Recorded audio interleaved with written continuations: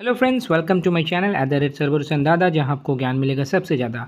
बहुत ही important topic में बात करने वाले हैं। आप लोग को पता चल गया होगा 2025 का जो नोबेल प्राइज़ है उसका अनाउंसमेंट शुरू हो चुका है। दो तो हो ही चुका है, अब तीसरा भी शायद अभी तक हो भी गया होगा।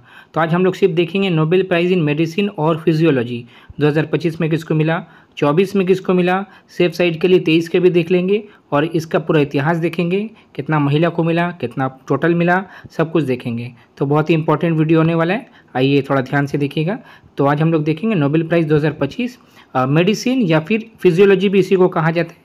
6 अक्टूबर 2025 को अनाउंसमेंट होता है और ये देता कौन है? नोबेल प्राइज़ इन मेडिसिन और फिजियोलॉजी प्रेजेंट करता है कैरोलिंस्का इंस्टीट्यूट, जो कि स्वीडन में है। इसको अच्छे से याद रखिएगा। और ये जो कैरोलिंस्का इंस्टीट्यूट है ये 1810 में बना था और आज तक के इतिहास में 116 नोबेल प्राइज़ दे दिया जा चुका है फिजियोलॉजी या फिर मेडिसिन में। और 1901 से ये शुरुआत हुआ था, जैसे कि आपको मालूम है। और 232 इंडिविजुअल को ये अवार्ड से नवाजा गया 1901 से 2025 में। अब आप सोचेंगे 116 नोबेल प्राइज़ दिया गया, 232 कैसा? कभी कभी देखिएगा 2 या 3 जन को भी दिया जाता है, जैसे कि इस बार 3 जन को मिला है। ठीक है, तो हम लोग 2025 का 3 जन किसको किसको मिला देख लेते हैं। मैरी ई ब्रांको, जो कि एक महिला है, institute for systems biology Seattle US में ये काम करती हैं। और फ्रेड रैम्सडेल, ये सोनोमा बायोथेराप्यूटिक्स, जो कि सैन फ्रांसिस्को यूएसए का इंस्टीट्यूट है, वहाँ पर ये काम करते हैं। काम करने का मतलब रिसर्च वगैरह करते हैं या पढ़ाते हैं। शिमोन साकागुची, ये जापानी से आपको मालूम है, ओसाका यूनिवर्सिटी से बिलोंग करते हैं, ओसाका जापान में। ओके, ये 3 का नाम हो गया। अब इन तीनों को क्यों मिला ये इंग्लिश में मैं बोलूँगा। For their discoveries concerning peripheral immune tolerance, the laureates identify the immune system security guards. Actually body में एक सिक्योरिटी गार्ड होता है जिसका नाम होता है रेगुलेटरी टी सेल्स, उसी के बारे में इन्होंने मतलब खोज किया। और ये जो प्रिवेंट करता है जो तो हम लोग का बॉडी में जो भी अटैकिंग होता है उसको बचाने से ये हेल्प करता है। ओके, यानी कि आपका इम्यून सिस्टम खुद ही आपको नुकसान ना पहुंचाए, यही रिसर्च किया गया है। 2024 का लॉरियट्स कौन थे? अभी आपको मालूम है 25 अभी अनाउंस हुआ, तो ये तो संगे संग एग्जाम में आएगा नहीं, 24 का देख के रखना चाहिए। विक्टर एम्ब्रोस और गैरी रुफकिन, और ये दोनों ही अमेरिकन बायोलॉजिस्ट हैं। और ये किसके लिए इन लोग को मिला? Micro RNA and its role in post transcription gene regulation. अब सेफ साइड के लिए 23 के भी देख के रखना चाहिए, क्योंकि आजकल मालूम है एसएससी उल्टा पुल्टा बहुत हरकत कर रहा है। तो 23 में किसको मिला था? कैटलीन कैरिको, जो कि हंगरी यूएस से हैं, और ड्रू विजबैन, जो कि यूएस से हैं। ज़्यादातर देखिएगा हर चीज़ में यूएस के ही नाम आपको मिलेगा। अच्छा, पहले इंडियन जिनको ये मेडिसिन में प्राइज़ मिला था नोबेल प्राइज़ 1968 में, हरगोविंद खुराना जी।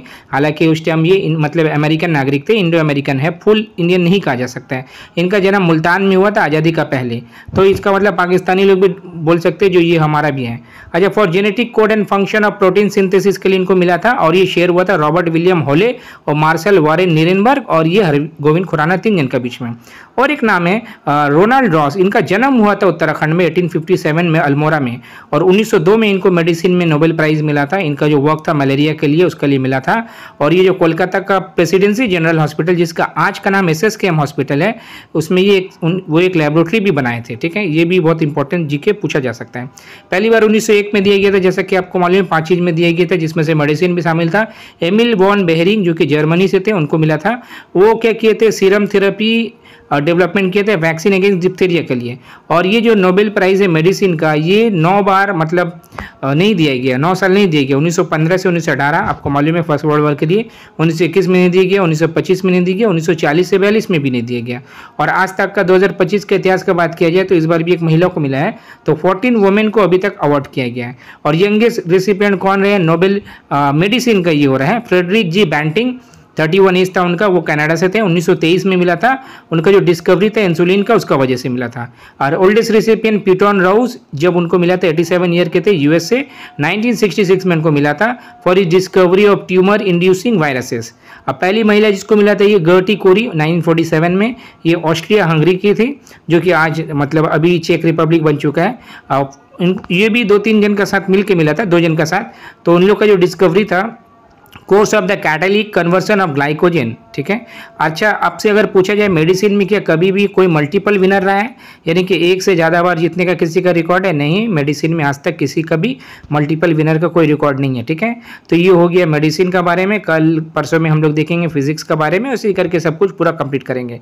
अगर ये वीडियो आपको इन्फॉर्मेटिव अच्छा लगा तो लाइक जरूर करें, शेयर करें, चैनल को सब्सक्राइब करें। और भी बहुत सारा छोटा मोटा बड़ा सा वीडियो आ रहा है, उसको भी देखें। प्यार बांटे, खुशियाँ बांटे, ज्ञान तो जरूर बांटे। और हाँ, अपना ख्याल रखें और अच्छा से रहे। Take care, good night.